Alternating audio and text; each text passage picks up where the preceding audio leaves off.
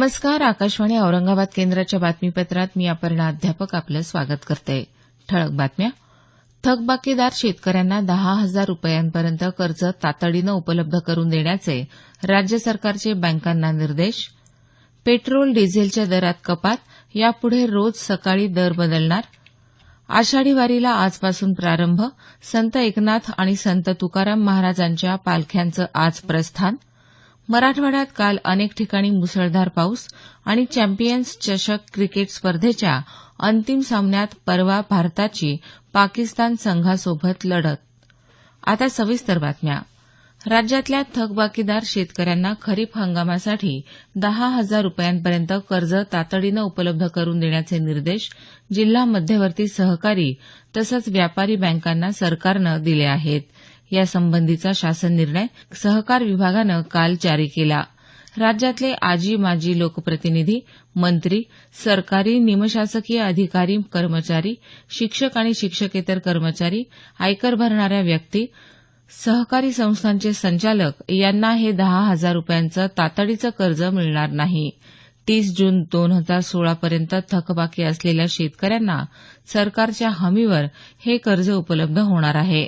या हमीच्या आधारे संबंधित बँकांनी लाभार्थी शेतकऱ्यांचं स्वतंत्र खातं उघडण्याच्या सूचना सरकारनं दिल्या आहेत. हे कर्ज घेण्यासाठी शेतकऱ्यांना बँकेकडे एक साधा अर्ज सादर करावा लागेल, असं सहकार मंत्री सुभाष देशमुख यांनी सांगितलं. राष्ट्रीयकृत बँकांकडे शेतकऱ्यांची पुरेशी माहिती नसल्यानं या योजनेसाठी जिल्हा बँकांची मदत घेतली जाणार आहे.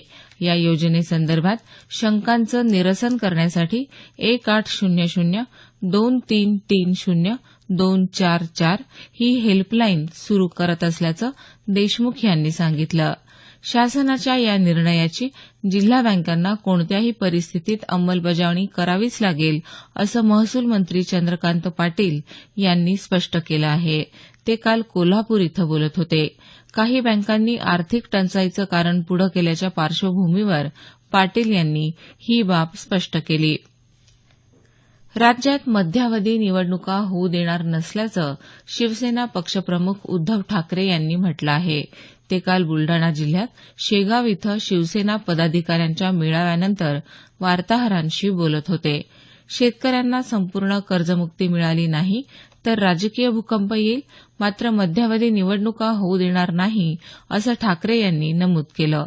शेतकऱ्यांना संपूर्ण कर्जमाफी मिळेपर्यंत शिवसेना शेतकऱ्यांसोबत राहणार असल्याचं सांगत कर्जमाफीसह शेतकऱ्यांना हमीभाव मिळायला हवा या मागणीचा ठाकरे यांनी यावेळी पुनरुच्चार केला. वीज महावितरण कंपनीनं नवप्रकाश योजनेला 31 ऑगस्टपर्यंत मुदतवाढ दिली आहे. वीज पुरवठा कायमस्वरूपी खंडित झालेल्या कृषी ग्राहकांसह उच्च आणि लघुदाब वीज ग्राहकांच्या थकबाकी मुक्तीसाठी ही योजना आहे. या योजनेत सार्वजनिक नळ पाणी पुरवठा योजना वगळता इतर ग्राहकांनी 31 ऑगस्टपर्यंत थकबाकीची मूळ रक्कम भरली तर 55% व्याज आणि विलंब आकाराची 100% रक्कम माफ होईल, असं महावितरणकडून सांगण्यात आलं आहे. मुंबईतल्या आदर्श इमारत प्रकरणी माजी मुख्यमंत्री अशोक चव्हाण यांच्या विरोधात खटला सुरू करण्यास मुंबई उच्च न्यायालयानं स्थगिती दिली आहे. उच्च न्यायालय निर्देश देत नाही तोपर्यंत केंद्रीय अन्वेषण विभागाच्या विशेष न्यायालयात चव्हाण यांच्या विरोधात खटला सुरू करू नये असे आदेश न्यायालयानं काल दिले. निवृत्त सरन्यायाधीश प्रफुल्लचंद्र नटवरलाल उर्फ पी.एन. भगवती यांचं काल नवी दिल्ली इथं निधन झालं. ते 95 वर्षांचे होते. जनहित याचिकेचे प्रणेते आणि भारतीय न्यायव्यवस्थेच्या सक्रियतेतले मुख्य शिलेदार म्हणून न्यायमूर्ती भगवती यांच्याकडे पाहिलं जातं. पद्मविभूषण सन्मानानं गौरवण्यात आलेले न्यायमूर्ती भगवती यांनी 1985 ते 1986 या काळात सरन्यायाधीश म्हणून काम पाहिलं. त्यांच्या निधनाबद्दल पंतप्रधान नरेंद्र मोदी यांच्यासह अनेक मान्यवरांनी दुःख व्यक्त केलं आहे. पेट्रोल आणि डिझेलच्या किंमतीत कपात झाली आहे. पेट्रोल प्रतिलिटर ₹1.12 तर डिझेल ₹1.24 स्वस्त झालं आहे. दरम्यान पेट्रोल डिझेलचे दर आजपासून रोज सकाळी बदलणार आहेत. आषाढी वारीला आजपासून प्रारंभ होत आहे. जगद्गुरू संत तुकाराम महाराज यांचा पालखी सोहळा आज पुणे जिल्ह्यातल्या देहू इथून पंढरपूरकडे प्रस्थान करेल. या सोहळ्यासाठी राज्यभरातून अनेक वारकरी देहूत दाखल झाले आहेत. पुणे जिल्हा प्रशासन तसंच संत तुकाराम महाराज संस्थाननं वारकऱ्यांसाठी अनेक सोयी सुविधा उपलब्ध करून दिल्या आहेत. संत ज्ञानेश्वर महाराज पालखी सोहळा उद्या शनिवारी आळंदी इथून पंढरपूरकडे प्रस्थान करणार आहे. पैठण इथल्या संत एकनाथ महाराजांचा पालखी सोहळा आज आषाढी वारीसाठी पंढरपूरकडे प्रस्थान करत आहे. नाथ वंशजांमध्ये सुरू असलेल्या वादामुळे यंदा एकनाथ महाराजांच्या 2 पालख्या 2 स्वतंत्र मार्गानं पंढरपूरकडे मार्गस्थ होणार आहेत. दरम्यान संत नामदेव यांच्या पालखीचं काल हिंगोली शहरात आगमन झालं.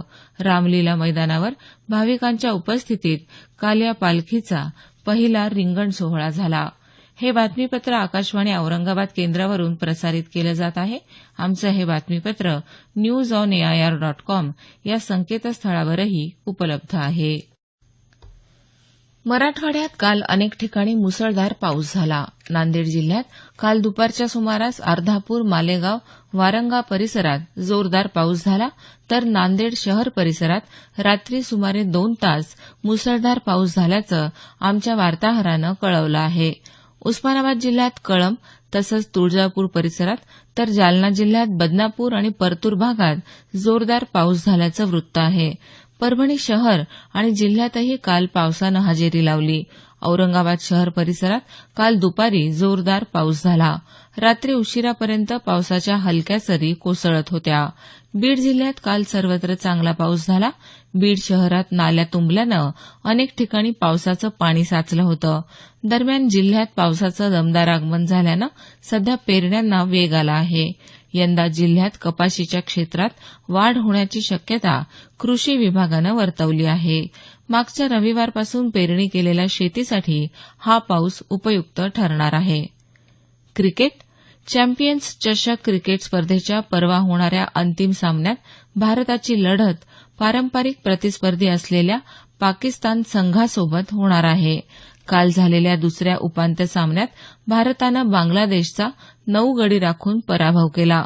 नाणेफेक जिंकून बांगलादेशला प्रथम फलंदाजीस पाचारण केलेल्या भारतीय संघासमोर विजयासाठी निर्धारित 50 षटकात 265 धावांचं लक्ष्य होतं. सलामीला आलेला शिखर धवन 46 धावांवर बाद झाला. मात्र रोहित शर्माच्या तडाखेबाज 123 आणि कर्णधार विराट कोहलीच्या 96 धावांवर भारतीय संघानं 41व्या षटकात हे लक्ष्य साध्य केलं. आगामी वेस्ट इंडिज दौऱ्यासाठी भारतीय क्रिकेट संघ काल जाहीर झाला. सलामीवीर रोहित शर्मा आणि वेगवान गोलंदाज जसप्रीत बुमराह यांना या संघातून वगळण्यात आलं आहे. त्यांच्या जागी ऋषभ पंत आणि कुलदीप यादव यांचा समावेश करण्यात आला आहे. शेवटी पुन्हा एकदा काही ठळक बातम्या. थकबाकीदार शेतकऱ्यांना 10,000 रुपयांपर्यंत कर्ज तातडीनं उपलब्ध करून देण्याचे राज्य सरकारचे बँकांना निर्देश. पेट्रोल डिझेलच्या दरात कपात, यापुढे दररोज सकाळी दर बदलणार. आषाढी वारीला आजपासून प्रारंभ, संत एकनाथ आणि संत तुकाराम महाराजांच्या पालख्यांचं आज प्रस्थान. चॅम्पियन्स चषक क्रिकेट स्पर्धेच्या अंतिम सामन्यात परवा भारताची पाकिस्तान संघासोबत लढत. याबरोबरच हे बातमीपत्र संपलं. आमचं यानंतरचं मराठी संक्षिप्त बातमीपत्र सकाळी 10 वाजता.